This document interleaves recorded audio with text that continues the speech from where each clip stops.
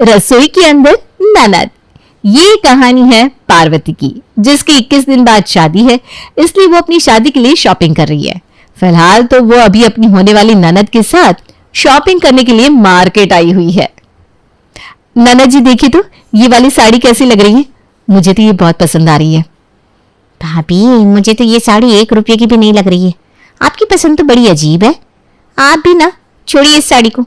ये वाली देखिए कितनी अच्छी है। आपका रंग गोरा है ना, तो आपके ऊपर ये वाली साड़ी बहुत अच्छी लगेगी। ठीक है, एक ये वाली साड़ी आपने पसंद कर ली, अब दूसरी साड़ी देखते हैं। अच्छा ये देखिए, ये वाली साड़ी कैसी लग रही है? पार्वती को वो साड़ी इतनी पसंद तो नहीं आती, लेकिन फिर भी वो अपनी ननद का दिल रखने के लिए हाँ बोल देती है। अरे भाभी क्या सोचने लगी, जल्दी बताइए ना, घर भी तो जाना है, थोड़ी देर में शाम हो जाएगी। अब हाँ, मुझे वो वाली साड़ी भी अच्छी लग रही है। आपकी पसंद बहुत अच्छी है, आप जो कहेंगी मैं वही ले लूंगी।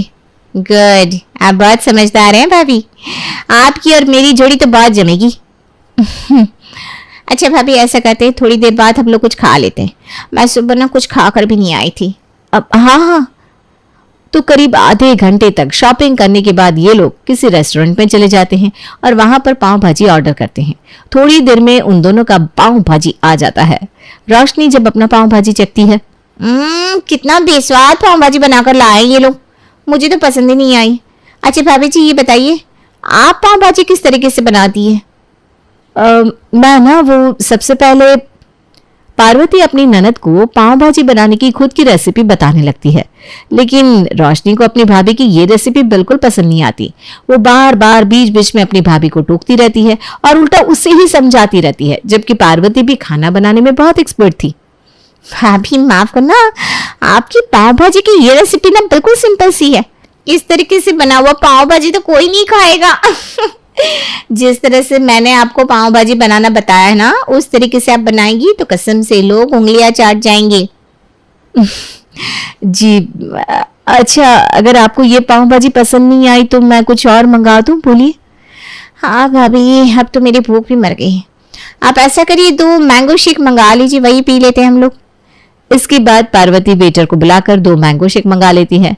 दोनों ननद भाभी अपना मैंगो शेक पीने के बाद अपना सामान उठाकर घर के लिए निकल जाती हैं। घर आते वक्त जब पार्वती टैक्सी में थी, तब वो अपनी ननद के बारे में ही सोचती रहती है। खैर रात होती है। माँ, वाकई में मुझे मेरी ननद का व्यवहार बहुत अजीब लगा। अरे कोई बात नहीं बेटा, अभी उसकी उम्र थोड़ी कम है ना, जैसे जैसे उसकी उम्र बढ़ती जाएगी वैसे वैसे उसका व्यवहार बदलता जाएगा।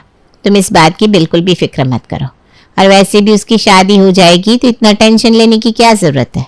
तुम बस अपनी सासू माँ और अपने पति पर ध्यान दो। और हाँ, जो जो बातें मैंने तुम्हें समझाई है ना, उन बातों का ध्यान रखना बेटा। और अपने ससुराल वालों को शिकायत का कोई भी मौका मत देना। हाँ माँ, मैं पूरी कोशिश करूंगी कि मेरी तरफ से कोई भी कमी ना रह जाए। ये हुई ना बात। मेरी बेटी तो बहुत समझदार है, मुझे पता है तू अपने ससुराल वालों के साथ बहुत अच्छे से रहेगी। इस तरह दोनों माँ बेटी बैठकर बातचीत करती रहती हैं। कुछ दिनों के बाद पार्वती के शादी का दिन आ जाता है और पार्वती की शादी विनय से हो जाती है।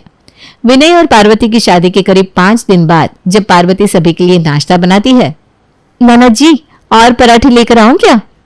अरे ये क्या, आप लोगों ने तो अभी शुरू भी नहीं किया। अरे भाभी जी, आपके पराठे खाए भी तो खाए कैसे? ये देखिए पराठे कितने कच्चे हैं, और वो वाला देखिए कितना कच्चा है, साफ दिख रहा है। अरे बहू, ये तूने कैसे पराठे बनाए हैं? बिल्कुल भी सही नहीं बने, इसमें कितनी कमी है। माँ जी, पराठे तो ठीक ही बने हैं। अरे कहाँ ठीक बने हैं, जरा देख, इसमें घी कितना कम है, ऊपर से थोड़ा सा कोने कोने से कच्चा भी रह गया। अच्छा एक बात सही सही बताना बहू, क्या तुम अपने मायके में काम करती थी? हाँ माँ जी, मैं तो मायके का सारा काम करती थी। मैंने तो 14-15 साल से ही खाना बनाना सीख लिया था। भले ही मैं अपनी माँ की इकलौती बेटी हूँ, लेकिन मेरी माँ ने मुझे सब कुछ सिखाया था। बुरा मत मानना बहू, अगर तुम्हारी माँ ने तुम्हें इतना ही सब कुछ सिखाया था तो तुमसे पराठे क्यों सही से नहीं बनाए गए? अरे मेरी बेटी को देख, कितने समझदार है। जब ये छोटी सी थी ना, तब से किचन का काम खुद से करने लगी थी। अरे इसको तो बचपन से ही घर के काम काज करना बहुत पसंद था। हमारे घर को ही देख लो, कितना चमक रहा है। हमारी बेटी जो पूरी साफ सफाई करती है। हाँ माँ जी, वो तो है। मैंने भी दीदी के बारे में बहुत सुना है, मुझे पता है दीदी घर का सारा काम संभाल लेती है और खाना बनाने में एकदम एक्सपर्ट है। वही तो, सीख मेरी बेटी से कुछ। जी माँ जी। और इस तरह हेमलता अपनी बेटी की तारीफों के पुल बांध देती है। खैर उसी रात को जब पार्वती अपने बेडरूम में थी। क्या बात है पार्वती, आज उदास दिखाई दे रही हो? तबीयत तो ठीक है ना तुम्हारी? हाँ विनय जी, मेरी तबीयत ठीक है। तो कुछ और बात है क्या जिसे तुम बहुत देर से सोची जा रही हो? बताओ तो क्या हुआ? अरे कुछ नहीं, वो बस अपने मायके वालों की याद आ रही थी। पार्वती मैं समझ सकता हूँ, तुम यहाँ पर अभी नई नहीं हो ना, और तुम्हें यहाँ पर एडजस्ट होने में थोड़ा समय लगेगा, लेकिन देखना कुछ दिनों बाद तुम्हें यहाँ पर बहुत अच्छा लगेगा। हाँ वो तो है, जिस लड़की का इतना अच्छा पति हो उसे तो अपने ससुराल में अच्छा ही लगेगा। ये हुई ना बात, बस ऐसे ही खुश रहा करो। तो ऐसे ही पति पत्नी एक दूसरे से बातचीत करते हैं, थोड़ी देर बाद सो जाते हैं। फिर आती है अगली सुबह। तो भाभी आज क्या बना रही हो आप? आज मैं बना रही हूँ आलू पराठे।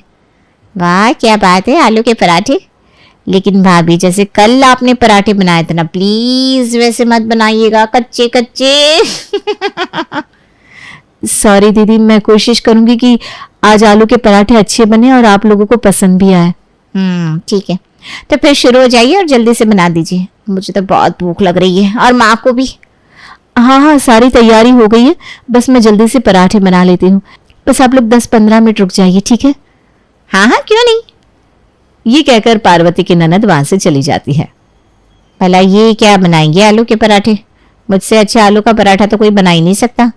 पार्वती अपनी माँ के कमरे में जाती है। तो आज क्या बना रही है तेरी भाभी? आज भाभी आलू के पराठे बना रही है। अब देखना यह है कि उनके पराठे बनेंगे कैसे। वैसे माँ, हमारी भाभी से अच्छा खाना तो मेरी सहेली पूर्णिमा बना लेती है।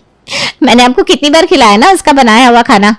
हाँ, उसके हाथ का बना हुआ खाना तो वाकई में बहुत अच्छा होता है। उसकी खीर और वो कचौड़ियाँ तो मुझे बहुत पसंद आई थी। अरे पूर्णिमा तो हमारे भैया को पसंद भी करती थी, लेकिन हमारे भैया ने पसंद नहीं किया उसको।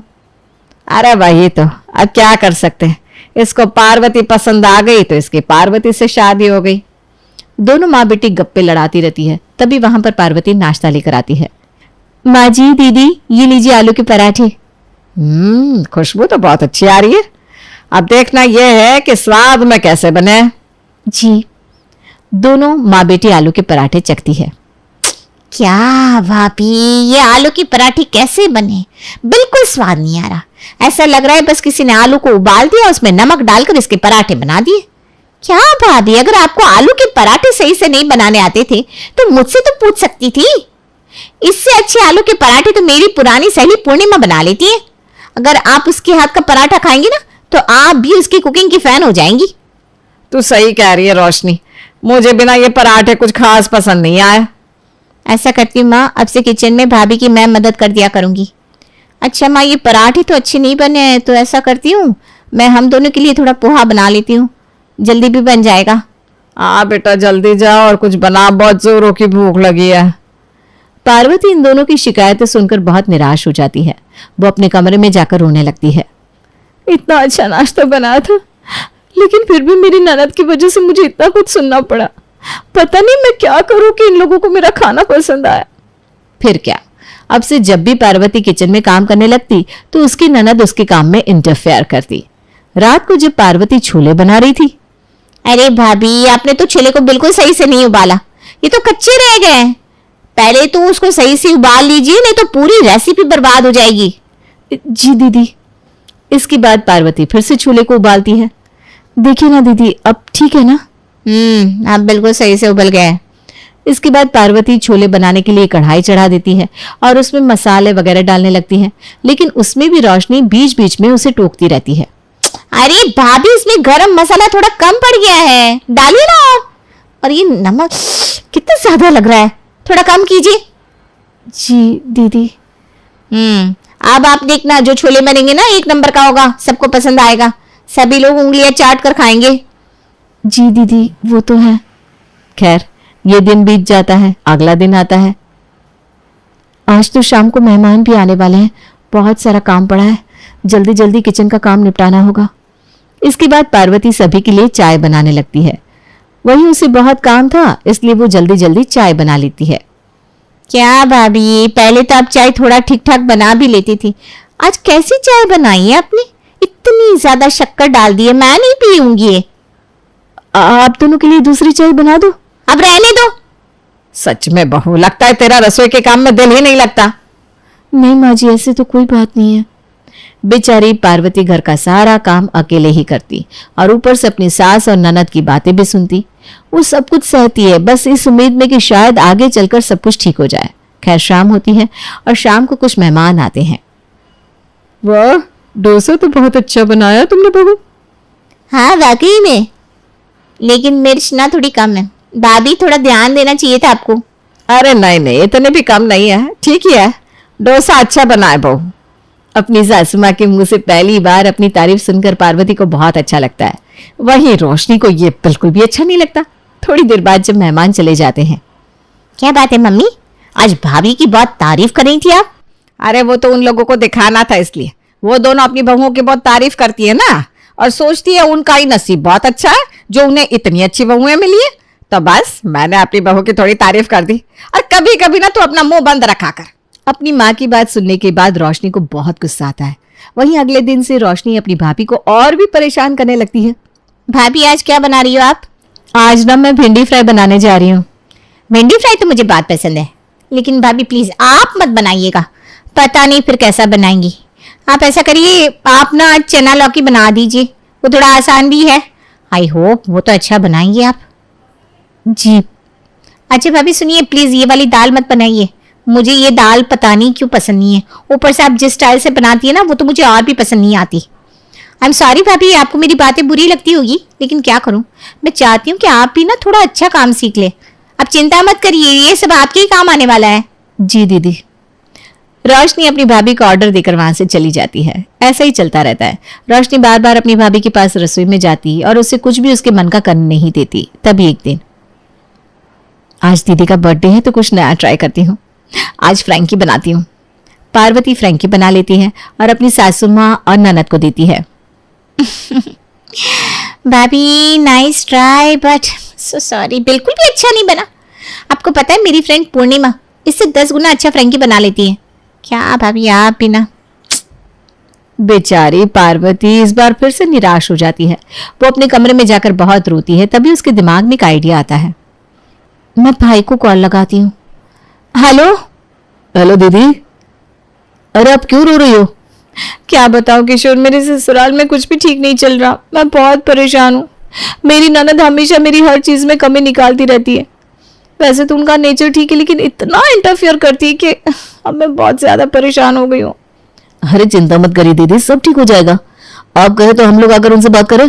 अरे नहीं नहीं, तुम ऐसे डायरेक्ट इन लोगों से कुछ भी बोलना मत, नहीं तो बात बनने के बजाय और बिगड़ जाएगी। अच्छा किशोर, मुझे तुमसे ना एक बात पूछनी थी। क्या तुम्हें रोशनी अच्छी लगती है? हाँ दीदी, अच्छी तो लगती है, लेकिन आप ये बात क्यों पूछ रही हैं? देख किशोर, अगर तू मेरी ननद से शादी कर लेना तो मेरी समस्या थोड़ी कम हो सकती है। उनकी शादी हो जाएगी तो वो अपने ससुराल में व्यस्त हो जाएंगी और यहाँ पर मुझे भी सुकून मिलेगा। हाँ दीदी, ये तो आप सही कह रही हो। वैसे रोशनी इतनी बुरी नहीं है। हाँ कुछ कमियां हैं, लेकिन वो तो शादी के बाद ठीक हो जाएंगी। बहुत बढ़िया, चल तुझे यहाँ आकर कैसे क्या बोलना है सब समझाती हूँ। पार्वती अपने छोटे भाई किशोर को अच्छे से समझा देती है कि उसे यहाँ आकर क्या बोलना है। अब देखते हैं कि पार्वती का ये प्लान सक्सेसफुल होता है कि नहीं। अगले दिन किशोर पार्वती के ससुराल आता है। आंटी जी प्रणाम। अरे खुश रहो बेटा, कैसे हो? जी आंटी जी मैं बढ़िया हूँ, आप ठीक है ना? अरे हाँ बेटा, मैं भी ठीक हूँ। और बताओ काम कैसा चल रहा है आपका? जी काम तो बहुत अच्छा चल रहा है आंटी जी। किशोर ये लो चाय, मैं अभी तुम्हारे लिए कुछ नाश्ता बना कर लाती हूँ। अरे दीदी रहने दीजिए, आप दिन भर तो वैसे ही काम करती रहती हैं। मैं आया हूँ तो थोड़ी देर बैठिए ना। वैसे आंटी मुझे तो औरतों का दिन भर किचन में लगे रहना बिल्कुल भी पसंद नहीं। अरे उनकी भी तो कुछ जिंदगी है, उनको भी गर्मा गर्म खाना खाने का राइट है। कसम से मैं जिस लड़के से शादी करूंगा ना, उसे तो मैं किचन में घुसने ही नहीं दूंगा। मैं तो घर में पहले ही एक मेड लगवा दूंगा। वाह बेटा, औरतों को लेकर तुम्हारे विचार तो काफी अच्छे हैं। हाँ आंटी जी, मैं तो बहुत पहले से ही औरतों के फेवर में बोलता रहता हूँ, क्योंकि मेरा मानना है कि औरतें किसी भी काम में मर्दों से कम नहीं होती।